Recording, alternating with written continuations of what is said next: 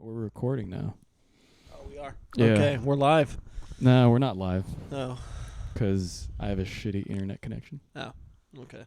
Did you want to do it live? No, we don't have to do it live. We can just... Yeah, I could just upload it. Yeah. I was actually thinking about that earlier today. I was like, if I'm doing all these live streams and then, like, say somehow, by some miracle, it's, like, become successful, the channel, and YouTube doesn't like it, then, in theory, they could just take the channel down and I don't have the videos anymore. That's right. Yep. That's You right. should probably talk into the mic. Yeah, that's why a lot of people are using BitChute and other... BitChute? BitChute. Yeah, BitChute.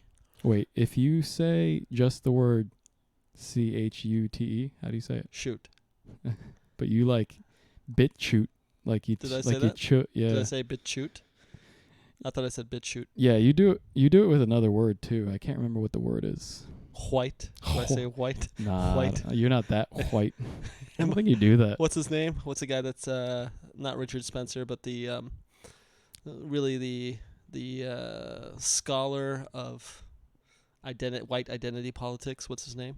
The scholar of white identity politics. Yeah, I don't know as much about that. That guy. It's not Richard Spencer, but it's there's is it a white guy? Is it a white guy? It's a white guy, and he actually pronounces Nah, I don't. white with. He uses an H before saying white, so he actually says white. Does he say wife for white? Like, does he exaggerate it? Does he like? He actually properly pronounces other words. It's weird. And he's a white guy. And he's a white guy, but he says white. I got no idea, man. I can show you videos later. Sure, of this guy. You show me now, whatever the fuck. We don't have a good internet connection, right? You could try. I mean, who knows? Maybe it'll load. Mm-hmm. You know, what's funny right now is like everyone can see my desktop, in theory.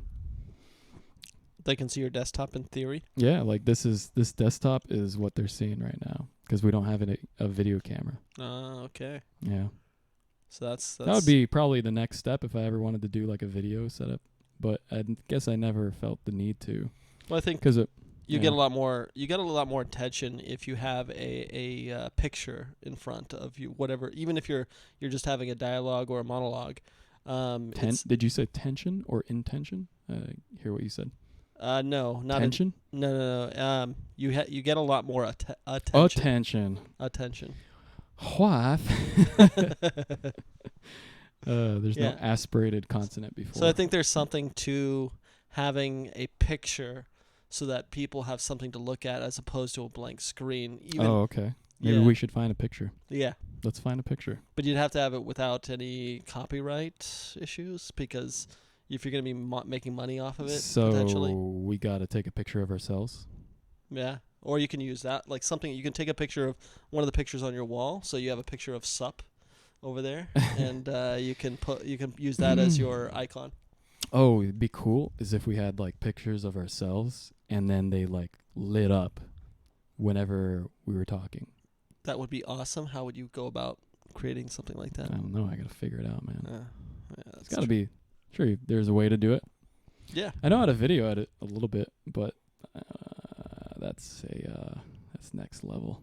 That is next level, and you'd have to get on that level in order to be able to pull that off. Get on my level. For those who don't know, there's someone out there who always screams "Get on my level" when they're drunk, and you never really want to get on their level, ever. Maybe she's listening right now. I didn't identify her pronoun, but now that you have. Oh, you said person? Yeah. I just rat her out. Well, now snitches get stitches. Now our all listeners can increase the odds of identifying this person by cutting half the population out. If you just hear that coming, you know who. You know who it is. That's right. So anyways. Go up and ask her name. We were going to talk about you were talking about morality today. Oh, shit. Wait, hold on. Let me grab my beer then. Go find a picture while you... Yeah, so we were talking about morality and how we define morality. And this is I think it's an interesting subject, but one of our other friends had no interest in defining it and no interest in even describing or even talking about it. But so it's interesting to see like why some people like talking about morality and others do not. And what drives some people to talk about morality and for others they see it as a waste of time. Why do you think that? Why do you think some people find talking about morality as who was that? Oh, it's how he do we who should, shall we not be should named? fucking Vold. Every time there's someone that like Anyone we beyond we don't have consent for, we just call him Voldemort. Voldemort? Like the intern. Yeah. Yeah, we just call her Voldemort. Oh yeah, I told you that right. Yeah. Yeah. We should come up with a better moniker. Maybe we'll have a list of monikers. Should we call him Shrek? They can be Shrek. It depends on their characteristics. Do they have Shrek-like characteristics? Do they have Voldemort-like characteristics? I think he has Shrek-like qualities. he does. Yeah. Yeah. I don't know. It seemed like he cared. He was talking about He actually said he did not care about the stuff. I didn't catch that. You didn't catch that part? No, well he was like, "Oh, morality is the golden rule." Yeah, but he also said he didn't care about the subject matter. He didn't want to talk. He didn't care to talk about it either. Because it wasn't like the politics of the day. Yeah, he'd rather talk about politics than morality. He seemed more upset. He seemed more emotional about politics. He was actually upset that people weren't calling it politics. Yeah, I think we had this conversation earlier about why people can't seem to talk about politics rationally. Like they get angry or upset very easily when talking about politics, and I postulated that it might be big words. because people have there's an outcome, there's a severe outcome, there are consequences to politics, in the sense that somebody could vote to have you taxed at 100%, and if that's the case, then you lose. You're basically someone's slave.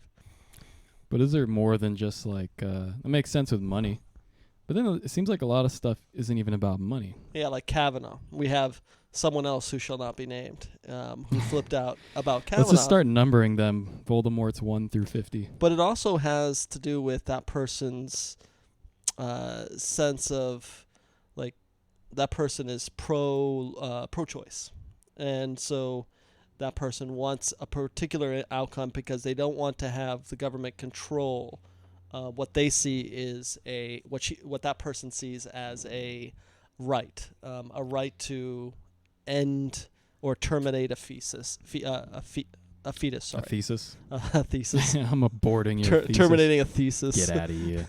This thesis is invalid. No, they terminating a fetus, and so that's an interesting way to look at the world, in the sense that if you can destroy a man's prospects, if he's going to become a chief judge or a judge on the Supreme Court, you can essentially get the policy that you want. I like how you're doing like a half-cocked grin right there.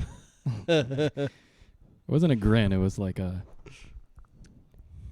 I don't even know. Smirk? Would you say it like it wasn't a smirk. Was it a Covington smirk? It wasn't... Do I deserve to be punched in the face? Covington? Yeah. The Covington... One of the Covington kids, I don't know if you follow that in the news, where he... it's crazy how much people, like... Pay attention? Yeah, like I'm amazed by it. Like, maybe I'm just an extreme case where I don't pay attention to any politics. It's not like I don't even try. Right. Yeah, just not interested. Maybe that's why I have a politics podcast. Because I don't care about it. Well, yeah, I mean, you're that would be the average voter. The average man, so we'll call it. Nah, but so Covington is... So the Covington kid... Oh, yeah, what I was going to say is that today, someone's wife was like, "Hey, did you hear this? Did you hear this?" Like, Nah, I don't know any of this. Mm. Anyway, side Yeah. point. If you're But not you're- staying up, you're not staying up on politics because you don't give two shizzles. Well, anyway, yeah. So So the Covington Kid. Yeah, the Covington Kid was interesting in the sense that he and a bunch of kids were on a field trip to Washington D.C. Oh, that. Yeah. Oh, I heard and about so Trevor Noah said, I heard it. I hear about these things here and there, but I just don't. It seems like people got like shorthand jargon for it now, "Oh, like the Covington Kid. yeah, Like, I just heard about kind of the idea. yeah." So yeah. yeah, so Trevor Noah, a talk show host. Look how you explain it. Like I don't know I what think you most would call people him. know. I don't know what you would call him. What would you call him? Actually, He's not really like yeah, it's not a not a it's talk not show a talk host. show. Because he it's a monologue. He runs a monologue. I guess I bet The Democrat. it's- he's like the it's- Democratic talking Well, point. like it's literally a fake news show, right? yeah, Like it back when John I would watch it back when Jon Stewart was doing Right. it like the a Daily decade Show, ago or whatever. like akin to the Daily Show, essentially. Well, it is the Daily Show, right? Is it- Isn't that what it Is it isn't that what actually they call called it? the Daily Show? Yeah, I think it was like With Trevor Daily. Noah? Yeah, Noah? it was like Daily Show with Jon Stewart. Oh, I okay. remember that, and it was like they even made fun of themselves. Yeah. Like Jon Stewart would be like, "This is a fake news show." Right. Yeah, I anyway, but I think they've lost that self-awareness. yeah, like John Oliver kind of has the same thing, and he got his start in the as one of the like side people in the Daily Show. Yeah. And then he kind of did a spin-off. Yeah. And I guess it became more serious. Right. Because Jon Stewart was like, I don't know. He He was actually funny. I mean, never he really- would play. He would say it's comedy first. He's Yeah. going for comedy first, whereas Trevor Noah and Oliver, whatever his name is, they seem to be going for politics first and humor second. John Oliver, John Oliver, I yeah. actually liked, or maybe even still like. There was a point in 2016 though where he was really ragging on the third party candidates. Like it seemed so petty. Like I mean, I don't even have a stake in the. I don't have. Right. Keep saying I don't have a dog in the race, but really, like I guess everyone does if you live in the country. But I don't get. I don't know. I If don't you have feel wealth, anything if about you it. have wealth, you have a stake in the. Regardless of whether you have wealth, you have a stake in the outcome because if you have rights or if you think you have rights, I guess it's just. then you have I a don't stake know. in I guess the I don't. outcome. I don't know. So I guess I just don't get riled up about it. yeah. Yeah. Yeah. But anyway, yeah. Like I think John Oliver's got some funny stuff. Probably I feel like it's funnier than the Daily Show what they're doing now. I haven't seen like people show me My eyes. people glaze show me over when I clips see like the Daily Show. you and like even people from both sides show me clips and I never never like get that same You didn't get the emotional laughter as like Jon Stewart. right. Yeah. Yeah, Jon Stewart was good. I mean, I think the Yeah, right and the he was left, good, man. the right and the left agreed that Jon Stewart was funny. Yeah, Colbert was funny too. And then he just like when he was man. mocking Bill O'Reilly, he was hilarious. And Dude, then yeah, he that was and then he shed that persona. the troll. He was such Yeah. a good troll. He was an amazing troll. Yeah. And then when he actually tried to become an advocate, I think that's when he Yeah. lost his humor. And I think when the more they become advocates and the less they forget that they're comedians. Yeah. You know who loves Stephen Colbert? Who is that? Karl Marx.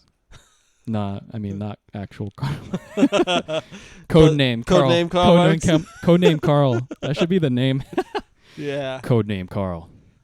That person would. Shut. Yeah. Oh. She's going to listen to this and be like, what the fuck did you mean by that? Could it end our friendship? I don't know. We'll see. Oh, I mean, it's already been on the line. We already tested the parameters of that relationship. Oh, that's good. That was good mic control. You pulled the mic away. You didn't like laugh boisterously into them. Yeah. Yeah. That's good. I'm But learning. I'm now in showbiz, so I have to Yeah. I have to maintain a level of professionalism that. Yeah. Oh, speaking of which, you don't mind having your name out there. No, I don't mind having my name out there because I screen Oh, okay. everything I say anyways. I filter it. Wow. Yeah. I feel like I don't. Awkward silence. No, code name freaking Shrek is like super worried about that. Oh, he is? Yeah. Yeah. Well, he has I don't blame people for he doing has that. political power. I guess so. I just don't. Yeah. You see, that's pretty sad that like to hold your punches. To if censor you're- yourself. Well, like censor. I'm not saying like just say everything in the way that you think it should be said because, people. I mean, even myself, like I'm sure I could be vile. So you're gonna try to say stuff in a respectful manner. Mm-hmm. Yeah, I think he's worried about like he feels like he shouldn't have to, but you really should. You shouldn't try to. It's not right to just say everything in the exact way that you want to. You can still convey the semantics without being a dick. Yeah, we had this conversation earlier. It's not always Right. what you say, it's how you say it. So Yeah. But anyway, we're getting off topic. If that's a thing. Do we have a topic? We have no topic. No, morality was kind of the that was going to be the launch point. Oh, you but were talking about Covington. We dived into politics. Politics. Say it Politics. right. Yeah. I need what I want to get is a button that hooks up to the A mixer. mute button. That's like a hip hop air horn. So you can mute Say anyone else who's talking. Nah. I got nothing to say to that. Mm. But yeah, actually, you should get a mute button. Just mute whoever. Yeah, that'd be fun. Anyway, if you Tell me agree with about my statement, be silent. tell me about these Covington kids, man. Or kid? Yeah, Is the it one Covington kid? kids. It's kids. Yeah, the That's plural. Covington kids Okay. in general. There was a group of kids, but it's one in particular. Trevor Noah singled out, and he said, based on a 10-second clip, the kid was smirking, or what he would consider smirking, smiling Okay. to be neutral, All right. and Trevor Noah was saying that that kid deserved to be punched. He has such a punchable face. And this is a kid who has not gotten involved in politics. He's 16 years old. He's a high school student, advocating. He's basically advocating violence against this kid. I feel like I've heard people say that, and it's funny. But it's more like a joking around with friends sort of thing. Like, man, such a punchable face. But you're not actually gonna go do it. Right, but when you have such a heated No, I know what you're talking about. Yeah. I'm just saying that could be funny. Yeah. But just to But would he say that about his I own don't know. son? I'd have to see the clip. Would he say that about his own son? Probably not. I think he has more of a responsibility as I a fake think news host. Well, that's right. I mean, if you're going to advocate for violence against your political opponents, that can be very dangerous. And we've seen an escalation in violence in the last, I'd say, few months. Started out with milkshakes. Milkshakes. Yes, they were throwing milkshakes in Great Britain, against conservative politicians. Why milkshakes? Because it's meant to dehumanize, degrade, demean. Because it's all thick. Yeah, and I mean it destroys your clothes. Yeah, your clothes. It's not just the water. Yeah, it's not like you can just go in and change real quick. It's all over you. It's sticky, right? That's a wrap on the day. Yeah, and so it's meant to essentially take you out of action, take you away from whatever you were doing, and demean you and publicly humiliate you. That's essentially the drive behind that. Dude, how badass would that be if someone just took it and kept doing without any hesitation? It's whatever. They didn't even acknowledge it. They just kept going. Milkshake, whatever. Yeah, it means nothing to me. Yeah, I mean that's where it started. So some people were like, you know what, get over it. It's just a milkshake, whatever. And now with Andy Ngo, there's a police officer report showing that this person. Oh yeah, I heard him on Joe Rogan. Yes. Who is Oprah for conservatives. That's right. Shout out to I can't say people's names. That's right. But anyways, Andy No was Yudi Duty. was hit in the head. He suffered brain damage. He had bleeding in the brain, and so he was hemorrhaging. And the milkshake that they had in there was supposedly filled with concrete, so it was part concrete dust. Oh shit! Yeah, and so Concrete shake. and so it's starting to escalate to the point where first it was like verbal degradation, then it went to milkshakes for physical degradation, then it went to milkshakes filled with concrete, which is a physical attack, and Yeah. and that Andy No was hospitalized for several days. Damn. And now you had a left wing advocate protester use his gun, and he was actually attacking a ice location, trying to blow up a tank filled with gas. And I was gonna say, how did he blow it up? How was he trying to blow it up with a gun? Yeah, so he had his gun and he was trying to blow up a tank full of gas, and he ended up attacking the officers and getting gunned down. Oh shit! So there's an escalation of violence that we're starting to see on that we don't Damn. you don't historically see it on the left as much, and you're starting to see that through their narratives, and you're seeing AOC, Alexandria Ocasio-Cortez, who was advocating, saying that the jails are imprisoning people, that they're violation of human rights, essentially attacking the legitimacy of ICE or our ability to protect our borders. And so you're seeing this escalation in rhetoric on the left. You're seeing an escalation of violence, and it can have some dangerous effects. The it's crazy that I haven't heard about these things.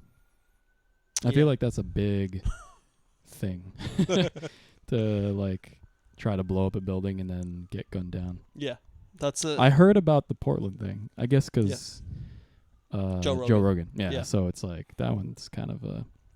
Yeah, Andy No's face got put on Joe Rogan. He was on Fox News. He was on other right-wing conservative.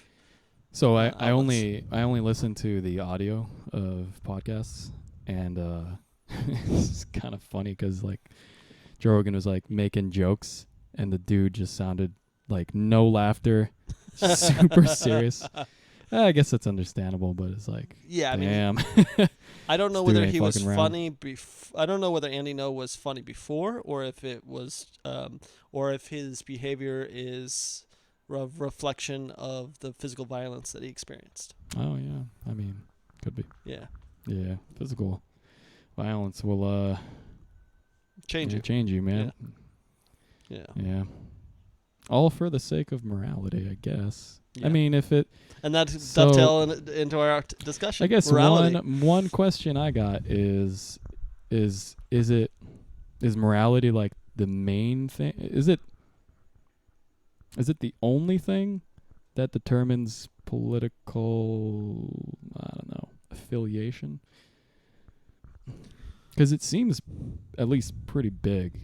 Yeah, I mean, I think you can have different morals from someone who's in the same political party. Yeah, because like I was bringing up that morality, like people, it makes sense that people would be emotional about politics because they have a stake. And you brought up the taxation thing, right? Which makes sense, but that's more of a material thing, right? That's more of like a survival thing, very directly impacting their survival. Whereas morality is like, there's lots of issues. Yeah, that's what I was saying before. There's lots of issues that, it doesn't seem like. I brought up abortion. Mm-hmm. Or did you bring that up? I don't know. But yeah, there's stuff like that where it's like, doesn't have anything to do with material prosperity. Well, I think you can dovetail it into, I mentioned this dichotomy earlier. So on the left, you have a push for equality of opportunity or equality of outcome. And that really separates the left. And then you have, on the right, you have a push for merit, to basically those who have the best outcomes should receive the spoils. And so there is a morality in the sense that in politics, if you're on the left, you tend to believe in these things. You think that that we should have equality regardless of how hard somebody worked, how hard somebody tried, because there are maybe perhaps structural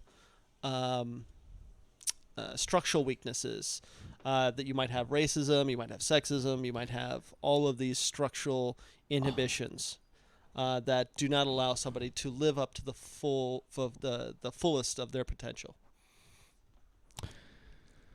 Huh. And on the right, you say that there's a belief that you have control over your own destiny. So it's really about locus. One of the main issues that's separating the two branches morally is that there's a locus of control. On the right, it's believed that you have a high locus of control, meaning you have a lot of control over your own outcomes. On the left, it's a belief that there are structures that make it impossible for you to have control over your own outcomes. So I guess you could call that the difference between agency, one's ability to fulfill one's own goals, and macro structures that can inhibit you from. So this is your own theory, or is this my something? own theory.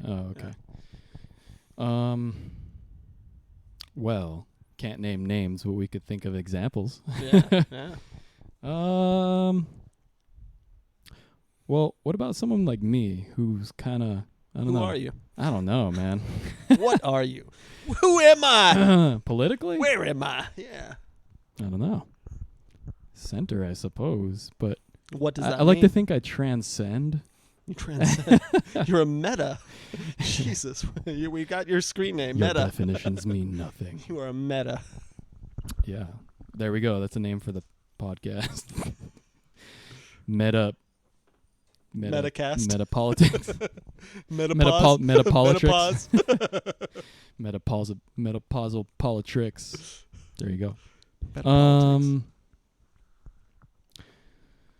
Because I tend to believe that, I like to believe that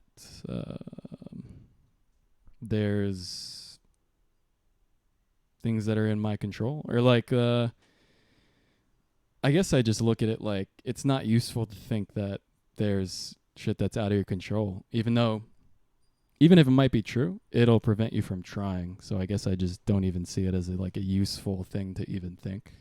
Right, and So that's where I'm at. But I wouldn't consider that to place me anywhere in particular on right. the political spectrum. Yes, so I think a lot of people are of that view, where they acknowledge that there are macro structures that could inhibit someone's ability to achieve whatever they're trying to do, but it's not a useful useful perspective in which to drive one's behavior. Oh, so you think most people are like that? I think most people would be somewhere in the middle. Huh. I think so I am an everyman. you are the mode. You are the mean mode, and the wise code name Shrek always like, oh, you're like median.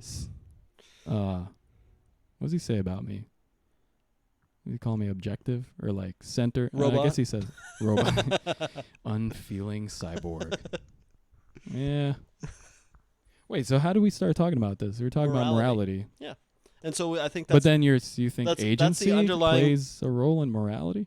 Oh, yeah. Because morality in the sense... I feel like morality just determines what you think is good and bad. And then if, Yeah, but it's also about what you believe people can do. So it's about ability as well. So morality, for example, like if you cannot do for yourself, then it would be immoral to expect, if not everyone can't do for themselves, it would be immoral to expect them to just pull themselves up by their bootstraps. So it has an effect. One's abilities or perception of abilities has an effect on their moral outlook. Yeah, I could see that. See what you're saying, but then. If now it sounds like you're kind of breaking down morality into like I'm breaking it down. Where's that hip hop air horn? Dude, oh yeah, let me break it down. Man. Let me break it down. A ricket, prick. Hip hop. Hop. I see hip hop. Yip. So What? It's whip. It's whip. Whip hop. Whip Whop. hop. Oh, what? Oh, I'm not connected to the internet, which You is said that earlier. what this dinosaur is trying to tell me. I never really thought about that. Yeah, that's kind of, it's extinct. Like your internet's extinct. Is that what they're trying to go for? Mm. Yip hop. How am I gonna be a better freestyler? I gotta like listen to the freestylers of old. Yeah, I'd say look at Tupac and then I don't think Tupac freestyle. do what he does, whatever he does. But then that would you're talking about like his songs. Yeah. Do whatever Tupac does, and you will be successful. I think writing is different though from like a song. DJ, air horn, sound effect. I think this is the one I want. Oh, let's let that So yeah, load. Yeah, but anyway, yeah, you're like, I guess before I was just kind of trying to get a feel of like where your political affiliation or what do you want to call it, beliefs are, where they come from, and it's like they must come from what you think is right or wrong, and then that's why I asked if it comes. I think it comes in part from your personal experiences and from what you've observed and from what you've read and seen. And so you can put all that together and say, okay, well, I think I have some locus of control, and I don't think it's valuable to Jesus. Sorry. Is that going to continue to happen?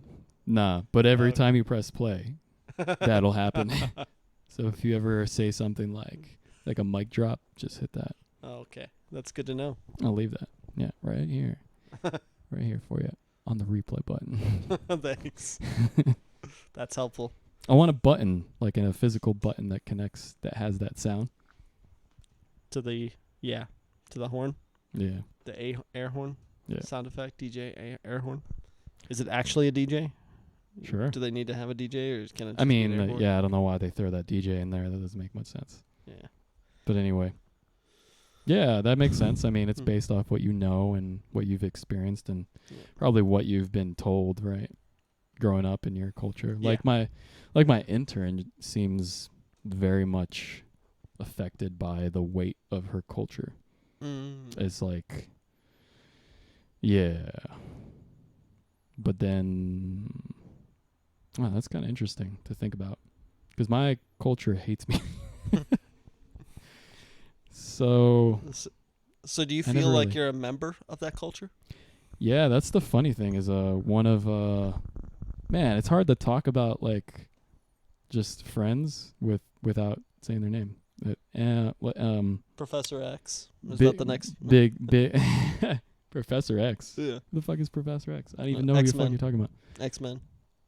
No, it's not a particular person. Okay. That's just if you need an avatar or a moniker, then that's. I'll use code words so that you know who I'm talking about. Okay. Big M. Big M? Big M? Is that not enough? Okay, let's go through. Let me rifle through here. Oh, yes. Okay. Oh, okay. You know what I'm talking about. All right. So Big M, one of Big M's wife's friends asked me one time, like, hey, what culture do you identify with, or something like that? I was like, nothing. I guess I just identify as myself. As an individual. Yeah, I never. Okay. Yeah, I guess so. Not even by my choice. It's like, okay, the society I grew up in kind of hates me. So what else do I got? My family's kind of doesn't give a shit. So it's like, if I don't believe in myself, then like, I'll just like wither away. Right. So I don't know. It was kind of like just by, it was more so try to just like hold on to what I got. It wasn't more like I had studied philosophy and shit, and it was like, the individual. So it's basically through self-preservation. Yeah, probably. Self-preservation of one's identity. Saying, look, since this culture scorns me and I'm on the out group. I'm in the out group of this particular culture. Yeah. And I don't really belong to any other culture the way you slice it. So you essentially have to adopt you versus. My mom would be like, in Spanish with her strong Argentine accent, she'd be like, "You're Argentino." Like, it's like, no, I'm not. It doesn't matter. Right. I've been there maybe how many like 6 months total right. time, and it's like so I don't know. The funny thing is that when she asked me that and I told her like, kind of hated and like, probably because I'm white and white. She's white. You have to say properly. and she was like, that's funny because I guess she came here when she was 16, so kind of closer to adulthood, and she had this impression that like it didn't matter if you were white or whatever, like if you grew up here you were local. And that's not generally true. Like I've met people that were cool in that way, and they were like, yeah man, you're local, you're from here, you're local.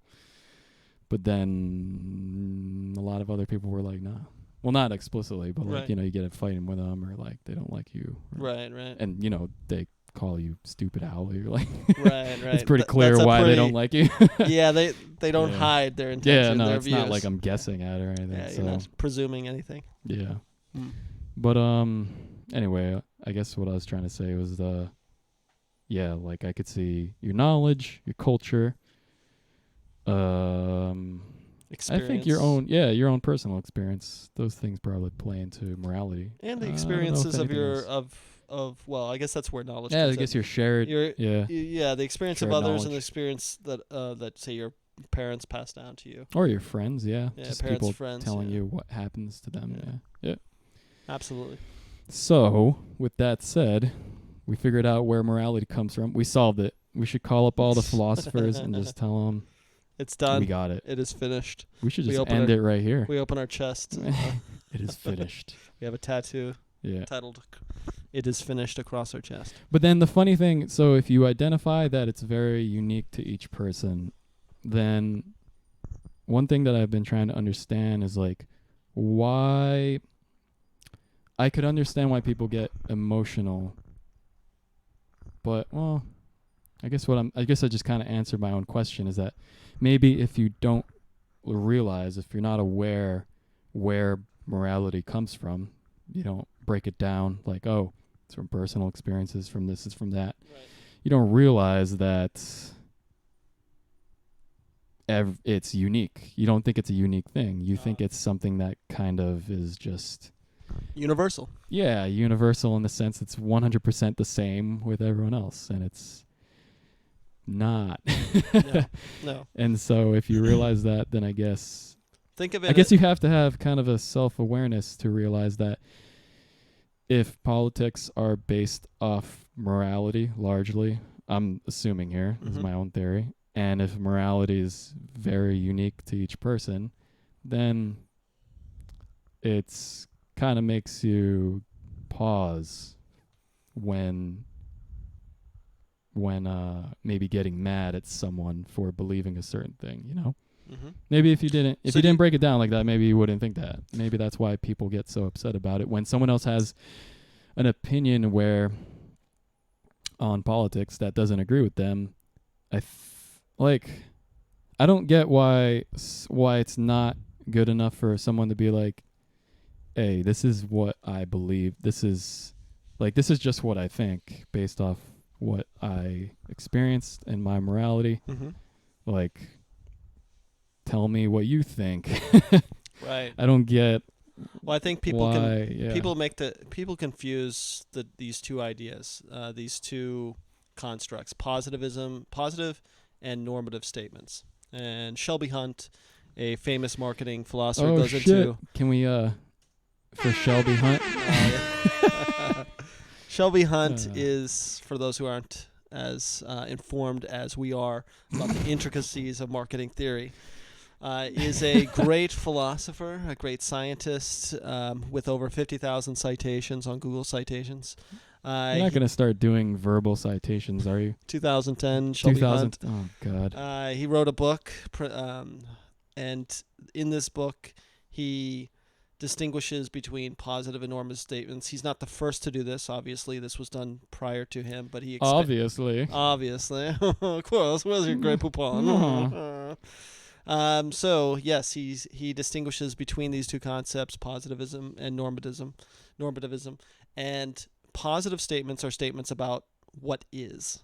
So they are statements of fact, and normative statements are about statements of what should be, and how that translates into its importance into morality. Morality is, in many cases, about statements about what should be, what ought to be, what must be. However, there are some cases in which morality does dive into what is. So if you look at from a religious perspective in morality would then be whatever God says is, whatever God says happened. So the floods happened because people were wicked or sinful. So there was a positive causal relationship between sinful nature and everyone dying, genocide, essentially, with the exception of two of every creature and Noah's family. So where you go? Or like, why do you think the normative positive thing is so important? Because I think morality, what is and what should be, falls a lot of the time into normative statements, and people don't understand the difference. If they understood the difference between positive and normal statements. Wait. Oh yeah, okay, I gotcha. Normative is should be. Yeah. Right. What should be, what ought to be, what must be. Right. So if people understood the difference between what should be, what ought to be, what must be, versus what is, if they understood that difference, I think that there would be fewer arguments. I think there would be not arguments, but there would be less tension about the discussion. Because if they understand, okay, this is what I think should be, then they understand it. It's not a fact, and therefore it's not an attack on someone's identity. If once you start attacking someone's sense of what is, if I go around telling people 2 + 2 is 5, I might even make people angry. I might frustrate them because they know that 2 + 2 is 4, and so so by making incorrect positive statements, I can really upset people, and so I was talking with Big M Slice about like flat earthers. Oh yeah, and that irritates people. He's like mad about. Well, I mean, as mad as he gets. Fake news. But like I told him I was like, I actually like it, like, because it's entertaining to me, and I don't know, maybe I like the madness, like stupid crazy the breakdown shit. of what is, and saying no, this is not. Oh, yeah, I think it's fun. Yeah. I don't know. Like, I guess I don't know. Maybe this is my personality. It takes a philosopher's mind, I think, to be able to attack ideas, no matter how strong they may seem on their surface. Yeah. So I was like, yeah, I kind of like it. It was like, and he was just telling me like, man, are we gonna debate gravity? I was like, sure. Why not? Yeah. See, that's the philosopher's mind. Nah, because it's like it's you know, it's such an established scientific fact where it's like it's effort, right? And I guess I don't see it as effort because I'm like interested in, I don't know, kicking around ideas, even though they're maybe crazy and go against like conventional wisdom. Yeah, conventional and even scientific wisdom. Yeah, which is very established. Whereas gravity in flat Earth theory, it's just fucking nuts, right? Yeah. It's like, it's not. Is there gravity in flat Earth theory? I think so. I remember watching a video about. I've watched a bunch of videos about, like what the flat Earth theory, how it works. It's pretty crazy, man. So how does it work? How do people not fall off of flat Earth? Basically it's insane, but and like there's that guy that hiked, what is it, around or across Antarctica, and he did it in like 53 days or something like that. And I think he was saying like he was getting contacted by flat earthers afterwards, like, did you see the cliff or something like that? Did you see the end? And he was just like, I don't even know what he said. How does it work? I don't remember everything from the videos, but it's some crazy in the sense it's like super complicated. Like something about like gravity gets stronger well, I guess there's kind of that in the actual theory, but like in a weird way, it gets stronger as you go further away or something. But there's no reason why it would do that. It just kind of like that's how gravity works instead of like the usual theory of gravity where it's like, oh, it's more mass, so you're closer. It's like, this is well, one thing that kind of interested me about flat earth was like, how do seasons work, or even like just the temporal aspect of it? Because like if it's a disc, then for seasons to work, one part of the disc has to be wobbling back and forth or something. And then wouldn't the wobble make it so that you never see the sun? And it's like, and if it's do they actually mean that it's a flat Earth, as in like a 2-dimensional object, or do they actually believe that it's a 3-dimensional object that's like a coin or something with like? That's a good point. Actually, I wasn't even going to take it there because I was going to say I think they think it's more like a dome, like a snow globe. That's what I heard. They believe in like there's some idea of like the firmament. What? Yeah, it's basically like the dome. You look outside. There's Thunderdome. Like 2 men enter, 1 man leave. The freaking what was that thing from Teenage Mutant Ninja Turtles? The freaking wasn't that the Thunderdome? No, that's Tina Turner. That's Mad Max. Tina Turner? No, what the fuck? No, I'm talking about Teenage Mutant Ninja Turtles. Yeah, that's I know what you're talking about. Aggro Crag? Yeah. Oh no, that's Guts. Nickelodeon Guts. Splinter, and then the head boss. Technodrome. Is it? That's what. Okay. Krang. Yeah. Yeah. That's cool. That was a cool show. Dude. I love that. I had like all the well, not all of them, but I had a shirt. And that's my story actually about. Okay. That's pretty impressive. much every other kid's experience in the impressive. 90s. Yeah. So what the fuck were we talking about? Flat Earth. Oh yeah, and, but before that. Fermenter, whatever. Oh well, we were talking about how people get mad about. Well, maybe one reason they get mad is because, it takes effort to do shit.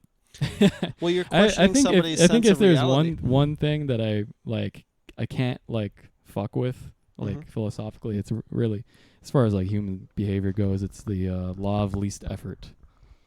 I feel like it's very true. Maybe even true for non-human things. Just the law of What is the law of least effort? It's basically you do whatever's easiest. Most expedient.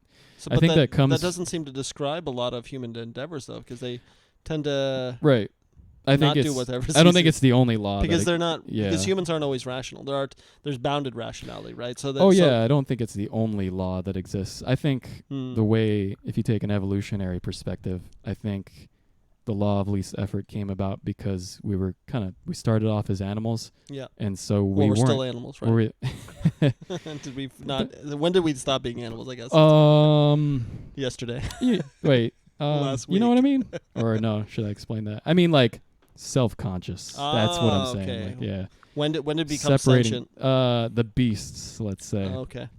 So Beastie Boys or the Beasts in general? Beastie Boys. Yeah. Okay. Consciousness started with the Beastie Boys. Yeah, so 1980. Started with the right. Because they fought for the right to party. Oh. And that fight. That made us sentient. Made us cause the singularity, which happened in 1986. Ah, I see. Yeah. Yeah, I think there's something onto that. Dude, I like those alternate human history things. That's another thing.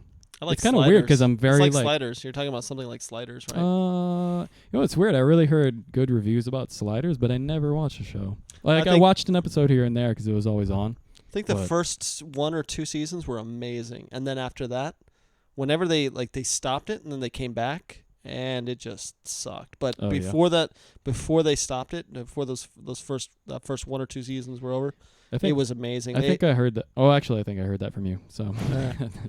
Yeah. So you're not triangulating sources here. You're falling back on that WMD claim. I'm dumb. Dude, that's the name of the podcast. I'm dumb. One source. Yeah. One source trick. one source. Two. Yeah, we got two what gu- WMDs in Iraq two- here, and we're just gonna go off this one source that the German intelligence has already invalidated. Okay. I like your accent, man. Yeah, I'm trying to be a cowboy from Texas. Yeehaw. Dude, that's the name of our Oil man. podcast. Oil man. Two guys, one source. I'd like to let everyone know I'm an oil man, and I've been drilling these fields for 15 years. Dude, what about a classic man? Are you a classic man? I'm a classic man. It was funny when we were like cruising and you were like, I was like, hey man, why don't you throw something up? And you put that song on. Like every time you throw up like something completely random. Do Hast. Fucking do Hast. Do Hast mesh. Live do Hast. Yes. And then classic man right after that. Yeah. Well, it's like when I threw your friend, who shall not be named, You but threw my friend? Damn. did I throw your friend for a loop? Oh, a loop. I Yeah. thought you literally threw my No. friend. Okay. No, he's too big to be thrown. Yeah. Who's oh wait, Well- okay, you gonna finish that or Holiday holiday? I love these code words and I have to figure out from Tombstone, Doc Holiday. from Tombstone, Doc Holiday. We did karaoke, and I did the Korean karaoke. Oh my god. And Dude, you're freaking just saying holiday. Like I love how you went from holiday to Tombstone. All right, holiday is all right, I get what you mean. Yeah. Doc Holiday. yeah, You threw him for a loop. Oh yeah, that was no. Yeah. He was loving that, man. Yeah. It's one of the few times you like impress someone. yeah. Yeah. As opposed to I love just how disappointment, utter disappointment. he was like afterwards he was like, "Hey, your friend's like white." Like really white. I was like, I don't know if that's a compliment Yeah, or I just think it's a statement. yeah, Yeah. Dude, fucking love Well, Doc he's- Holiday. yeah. I mean, I don't. The West Coast. Let's say this is the West Coast. West Coast. The West Coast. They don't usually see a lot of like actual white boys. I think White boys. they see people who are kind of more West Coast culture, and that white culture. They don't actually get to see that. Oh, I thought you were about to throw up the West Coast gang. No, I'm not. Okay. I'm not. Does that anyone not even down with do the that sickness. on the West Coast? Because aren't there I just know a whole Tupac bunch does. of gangs Or did. vying for power? Oh, okay. No longer. He can Yeah, no that longer was do like a '90s rap thing. It's like that ended Yeah. with his life. But anyway, I was just gonna say it's funny that I like all these like fake theories and fake history.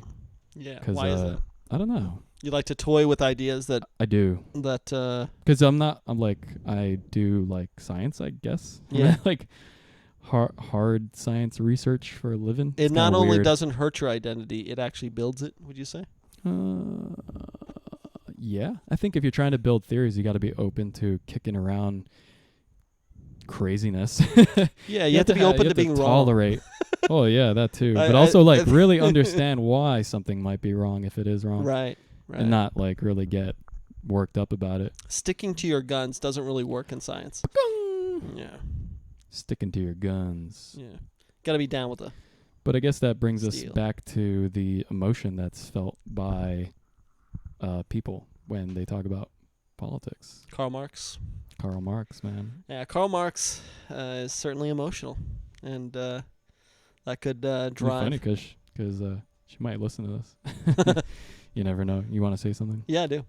So, Karl Marx. Yeah, I could talk to her, and then Yeah. she could just like Yeah. you guys could have this running conversation in the interwebs. Yeah. Yeah. Why not? Sure. you So know. yeah, I think people with high emotions. Let's just say that high emotional. Okay, you hesitated. High Search- emotions. I'm trying to look for Yeah. a nice term here. No, High yeah, emotions. I think that's fair. Those with high emotions, they may feel too again like it's an attack on one's identity to entertain thought that may indicate that they are wrong. And so that's where you have to, for a scientist has to be the opposite. They have to entertain that they're wrong all the time. Which, if that doesn't interest you, it's Yeah. yeah. And so that goes back to positive statements. I think Yeah. so. Positive and normative. Like, so when we talk about morality, Right. it's one thing to say I think X should happen or B should happen or ought to happen, but then if you question someone's sense of reality, like this is not even the way you think it is, that it's you like think you know think something? about it's like from the Matrix, right? When he gets red pilled, Right. It almost killed him, in the movie, and I think that symbolizes or represents kind of what happens in real life in the sense that I like this. Yeah, I like this symbolism you're talking about. it's a metaphor for the way people have to confront ideas that they don't like, and if a lot of people, Yeah. it will actually kill them. This idea of being wrong, of having their entire world flipped on its head, and now you see it and it's completely different than what you thought it was. Yeah, that makes sense to why you would kind of lash out, as maybe it's like a self-preservation thing. Yeah. They're preserving their original idea of the world. Yeah. And that's their identity. That's who they are. That could be it. My sense is that we're this probably isn't the last time we'll ever talk about this. So chances are we might be wrong. What? We should that should be the name of the podcast. Chances are we could be wrong. We're probably wrong. We're probably Don't listen to this. That'll be the name. That'll you be the are that'll be the dumber for subtag. having listened to this. We award you no points. I award you no points, and may God have mercy on your we soul. are all dumber for having listened to this podcast. I do like that idea of naming a talk show or something like that, where it's like something to do with like humility, like pointing out either humility or some kind of like sense of humor about things, or some kind of sense, self-awareness. Lack of self-reverence. I love self-awareness, man. Gets my dick hard as fuck.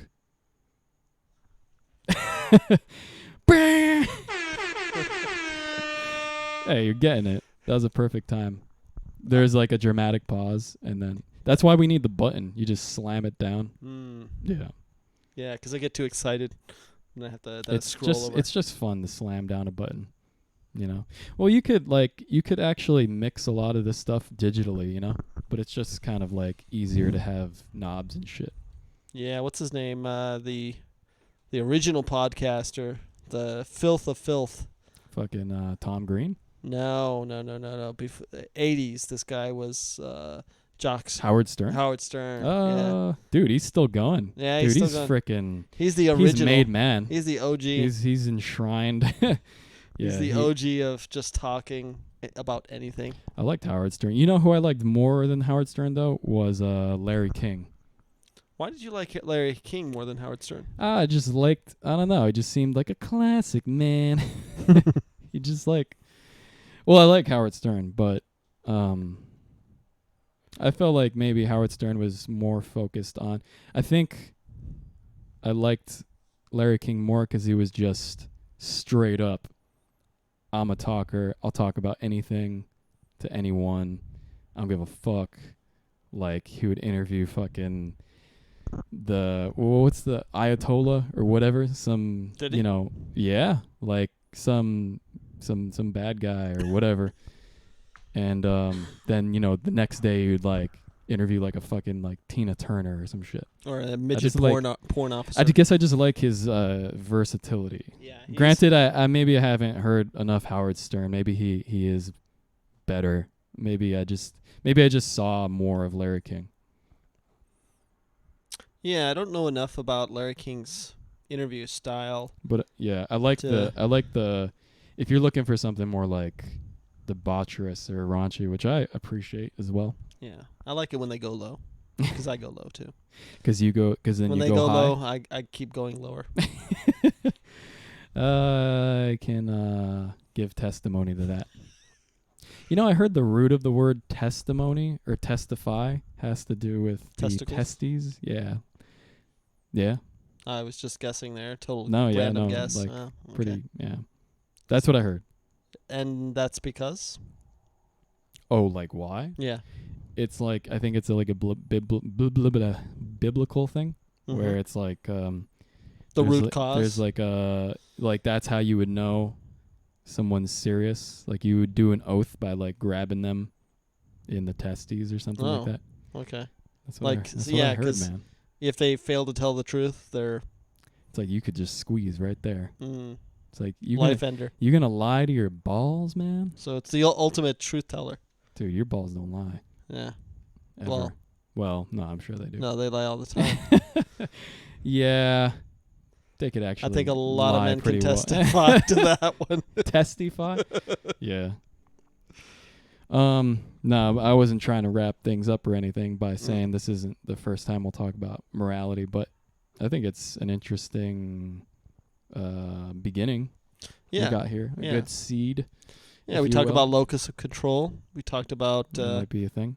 Yeah, it might be a thing. Talk about the normative positive divide. Yeah, I don't know if you wrapped that up though. I don't know if you like connected that or maybe I forgot. So you're saying that people confuse maybe unknowingly talking about what is and what should be. Yes, absolutely. And I think I get that on Facebook a lot. But then we also talked about how there's this self-preservation fuck is the word I'm looking for? Self-preservation aspect to it. I don't think that's necessarily like they seem to be different, or maybe one causes the other.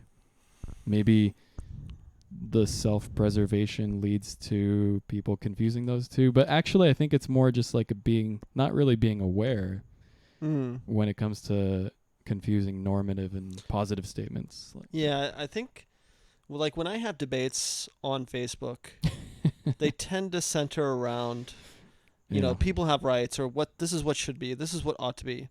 They don't really talk about the facts, and so when you bring up the facts, they just completely disregard them, as though they're not important, as though the facts are not important. It's not even that my facts are wrong; it's that they're just they're not important to the argument. And so I see morality as a really centered around the normative domain. Yeah, that makes sense. But then, go ahead. And so,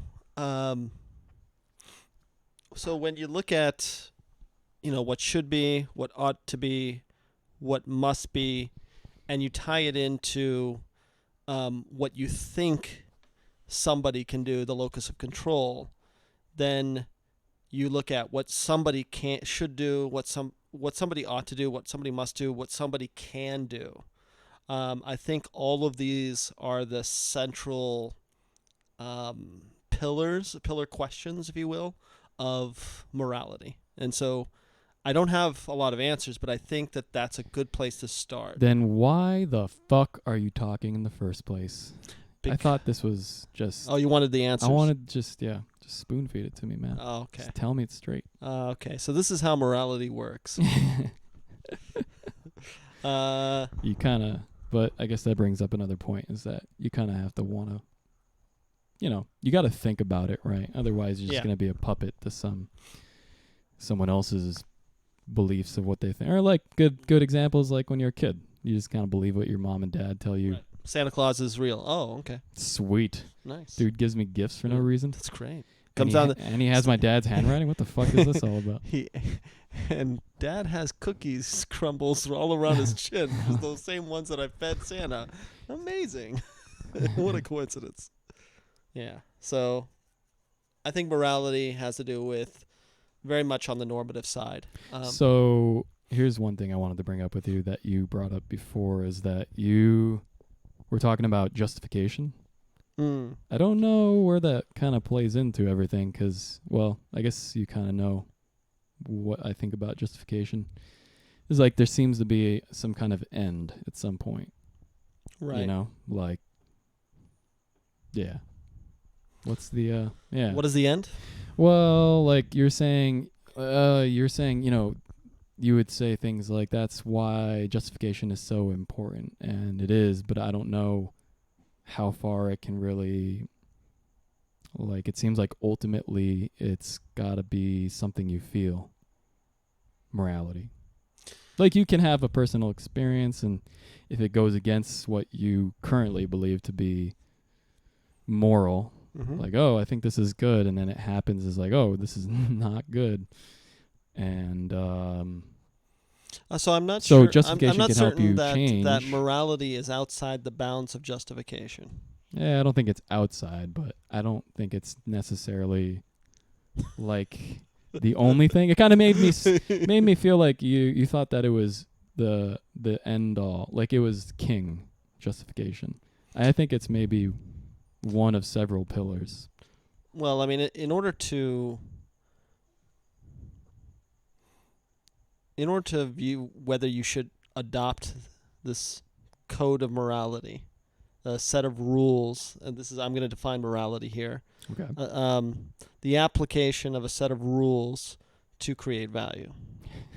Okay. All right. And so, based on that definition, if you're going to not adopt justification to every part of that, then you're not going to be able to achieve your ends as well as if you could. The more you can use justification to either adopt new rules or to discard rules or to change rules, the more likely you are to achieve your goal, which is to create value. And if you discard justification in that process, the consequence is, we can see it with our friend Karl Marx. Oh shit! Shots fired. Yeah, where if you discuss a particular subject, in for example the Mueller report, just by merely discussing that with that person, you would have friction in a relationship where it shouldn't be. I mean, it shouldn't be a friction. But if you want to create value, you want to determine whether Donald Trump is guilty or innocent, or whether the process is just or unjust, and you don't look at it through evidence and justification, through logic, then you don't know whether you're creating value. You don't know whether you're making true statements. Oh, okay. So it's not that you believe that justification is, the only thing, or even maybe sounds like you think it's at least the most important thing. It's a means to an end. Okay. Justification is the means to an end. To me, it kind of sounded like you thought it was like the only thing. No. The goal is to create value, I believe. To create value, and that value is determined by the beneficiary. Yeah, that's the weird part, right? You can't justify value. No. You're just like, oh, right, it's good. Well, I mean, maybe you, again, scientifically, you could say, okay, we want food. We want food. Why do we want food? Because we need calories. Why do we need calories? We need calories to get energy in order to exist. So. But then there's like weird stuff like music, where it's like you listen to a really moving piece, right? And you're just like, your hair kind of stands on end, and you're just like, wow. So that would be value, right? It's right. Like, wow, right. That's why value is determined by the beneficiary. Something. Whereas somebody else may hear the same piece and want to vomit. Well, I'm just trying to say, like, it's just interesting because there's limits to justification, to logic, and all that. Yeah. What are those limits? My dick. That's a very small limit. Oh no, it's micro-sized. No, it's micro. What are the limits to logic? Yeah. The limits to logic is that it is bounded. It's bounded by what you know, right? Like you. Sure. Like so, the way I see logic, maybe if there's some, philosophers listening that don't agree. Well, fuck you, because I don't care. That's not a nice thing to say. That's not a nice thing. You're a horrible take person. It back. All right. No, but the way I see logic is you have some kind of starting place, and a lot of the logic process is going step by step, and I kind of see it as like a chain, like and all the parts, all the links of the chain are they're connected, and so they're without any connection. So I guess that's how I see logic. There's a beginning and end to the chain, and there's a chain. It's not just a bunch of separate links. So you know, that beginning, I guess, would be the premises, and then The axioms. the end would be the the axioms. axioms. Yeah, and The then beginning would be axioms. the end would be the conclusions. Right. But it is limited to sort of Whether what your axioms are true. or whether your axioms are true. Well, that's how good your argument. Now we're talking about, again, kind of normative, like. But yeah, so a statement can be logically correct, and but the conclusion can still be false, and so Right. that's the limitations of logic in a sense. Sure. So yeah, you could say Socrates is a man. But then I don't like to use the word. Depends what you mean by true, because, for example, like in accordance with reality. Yeah, but then even then, there's other. Like, for example, say you can make a logical argument for genocide or even eugenics. You can. And that's and they have. Yeah. And who are they? Remind me. They who shall not be named. Little Hitler. They shall not be named. Shit.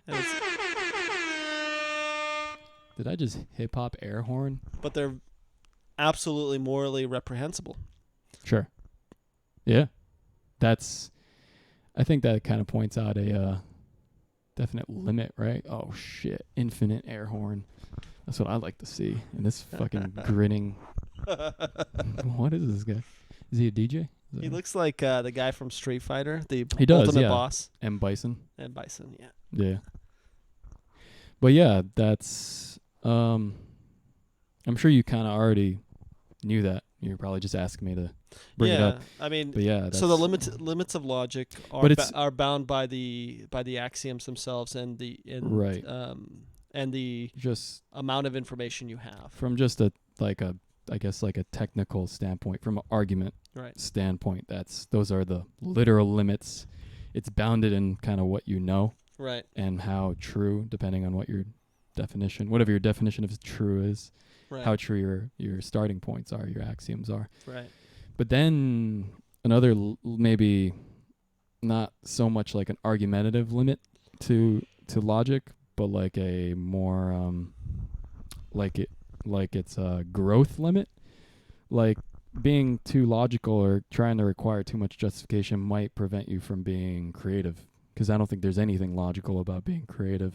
Well, there might be a little bit, but I think ultimately it comes from like a feeling that I want to create this, and I don't know why. Who knows where it comes from? It's not like you can't ninja logic yourself into being creative. Yeah, like logic. The world. I searched the globe for this particular song to see if it's missing, and I've decided the world needs this. It's like a very cut and dry. I don't think it works that way. With creativity, you have to break down taxonomy. So you're saying that all of these things fit into X, and now you're saying that no, this construct X is invalid for whatever reason, and so you're making a new construct that might include other things or not include other things based on a new set of characteristics. They kind of like coming up with something new. I guess that's in the most broad sense. That's how I see creativity, and you can't do that without like admitting that logic has limits and looking beyond those limits. So logic is bound by the current the existing taxonomy, which I guess that's kind of like so those would be the limits of whatever your argument is, right? Yeah. Okay, I think I understand your position on it better. I feel like you're being like too rigid. You're justification must be. It's a means to an end, not the end itself. Yeah, that's true. So that's the way I see justification. Yeah, I see you there. I think some people can be too rigid though, and that could be really stifling. They can be too hard. Like my dick. Yeah. M. Bison looks like he's pretty enjoying himself right now. M. Bison looks hard as fuck right now. He looks really like a happy guy, like he's won the Super Bowl. Should get a like a counter. How many times we say hard or refer to genitalia? That would be uncountable. Ding. Just Air horn every single time. yeah. Yeah. So, in the end, I guess I was telling you why I think politics are boring to me. So It's like it just ends up devolving into just a shouting match when it's like, why would you not want to explore somebody else's ideas why would you and not explore and also not explore your own? Maybe or like, why would you at least, even without someone who disagrees with you politically coming up to you and being like, hey, I think this, and then why wouldn't you, well, I don't know, maybe there's no reason why, but like well, hold on, man. Okay. Want to interject quickly? Interject me. Interject. With you. No, I guess what I was trying to say was, why? Maybe why isn't the right word. Like, why wouldn't you question your own?